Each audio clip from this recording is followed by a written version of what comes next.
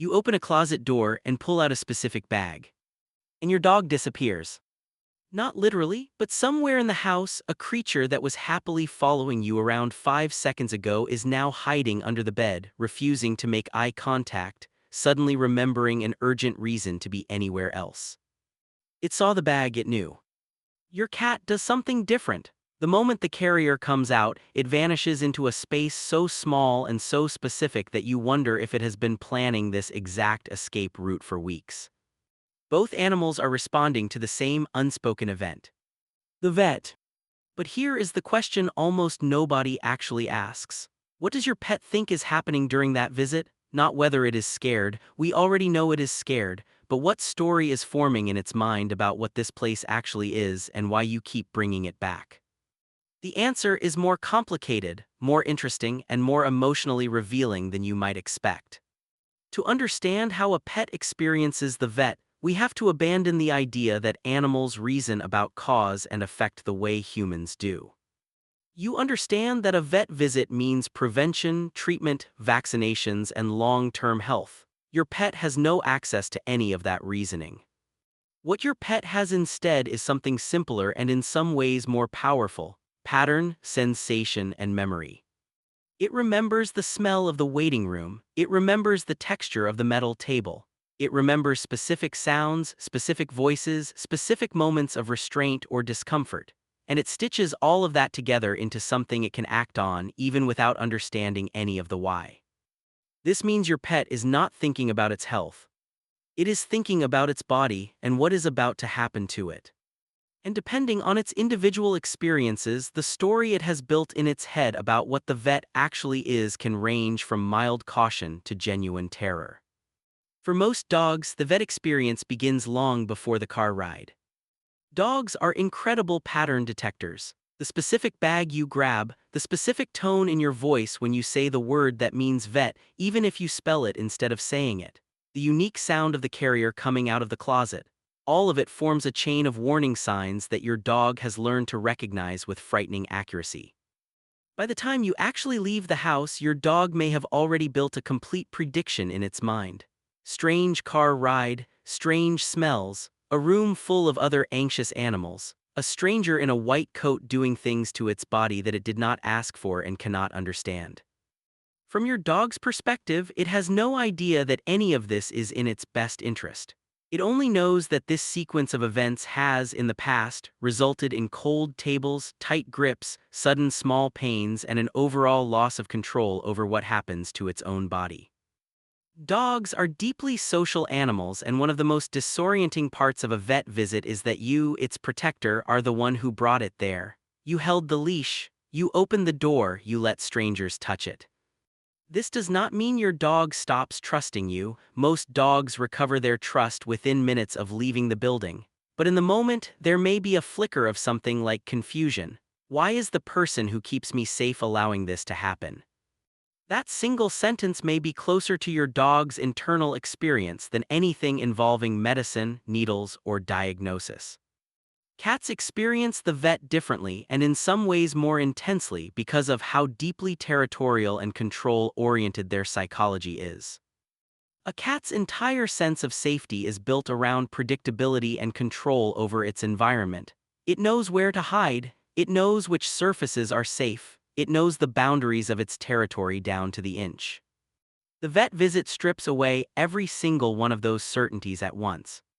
The carrier itself is often the first major violation. Being placed inside a small enclosed space against its will activates a deep instinctive distress response. Then comes movement it cannot predict or control. Then comes a complex landscape of unfamiliar smells, almost certainly to a cat, smells associated with the recent presence of other frightened or distressed animals. By the time a cat reaches the examination table, it has already experienced what amounts to a complete collapse of its normal coping mechanisms. No hiding spot, no escape route, no elevated perch to retreat to, just an exposed metal surface and unfamiliar hands. This is part of why cats often appear to shut down at the vet, becoming unusually still or unnervingly quiet. This is not calm. It is frequently a stress response called freezing, the same ancient survival mechanism prey animals use when fight or flight are no longer viable options. What story does your cat build from this? Probably something like this. There is a place that takes away everything that makes me feel safe, and my person is the one who brings me there. And yet, cats almost universally return to trusting their owners again once home, not because they forgive instantly in a human sense, but because the rest of their relationship with you remains intact. Food still appears. The same voice still sounds the same. The pattern of safety resumes once the disruption ends.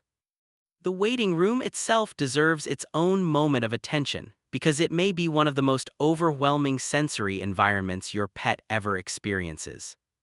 To a dog or cat, the waiting room is a small space packed with the concentrated fear signals of dozens of other animals.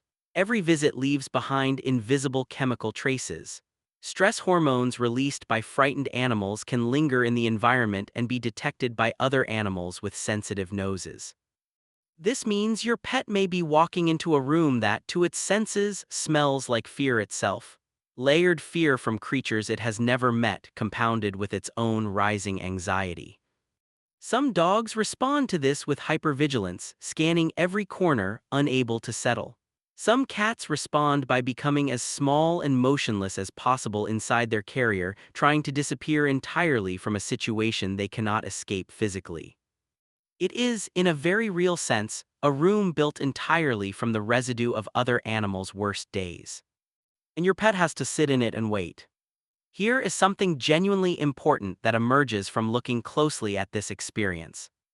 Your pet does not understand prevention. It does not understand checkups, vaccinations, or the abstract concept of long-term health. It cannot reason that 10 minutes of discomfort today might prevent suffering next year. All it has is the immediate experience, and the immediate experience is frequently negative. This creates an unusual emotional position for pet owners. You are bringing your animal into a situation that, from its perspective, may genuinely seem like betrayal or unexplained danger. And you are doing this precisely because you love it and want it to live a longer, healthier life. Your pet cannot access that reasoning, it only has the felt experience. This gap between intention and perception is part of why so many pet owners feel a unique kind of guilt around vet visits. You know you are doing the right thing, your pet has no way of knowing that. Some research on animal behavior suggests that pets with consistently positive associations built slowly over time, through treats, gentle introductions, and low-stress visits, can eventually form a much less negative internal story about the vet. Their pattern recognition shifts. The vet becomes associated with treats and calm voices rather than only restraint and discomfort. This means the story your pet builds is not fixed. It can be rewritten slowly through repeated different experiences. But for most pets, especially without that specific training, the vet remains one of the few places where their trust in you and their fear of the experience exist in direct tension with each other. We tend to think of love between humans and pets as something simple: affection, loyalty, companionship. But the vet visit reveals something more complicated and in some ways more profound. Real love, the kind that exists between you and an animal that cannot understand your reasoning, sometimes requires doing things that look in the moment like a betrayal of trust. Your dog does not know that the appointment protects it from disease. Your cat does not know that the exam might catch something dangerous early enough to fix it. They only know that you, the one creature in their world who is supposed to keep them safe, walked them into a room full of strange smells and unfamiliar hands. And they go anyway, because their trust in you is bigger than their fear of that one moment. That is not a small thing. It might be one of the purest expressions of trust that exists between two different species. Not blind agreement, not understanding, just trust large enough to survive a single terrifying hour again and again, simply because the bond underneath it has never actually broken. Your pet may never understand what happens at the vet. But somewhere underneath the fear, it still chooses to walk back through that door beside you. And maybe that says more about the relationship than anything either of you could put into words.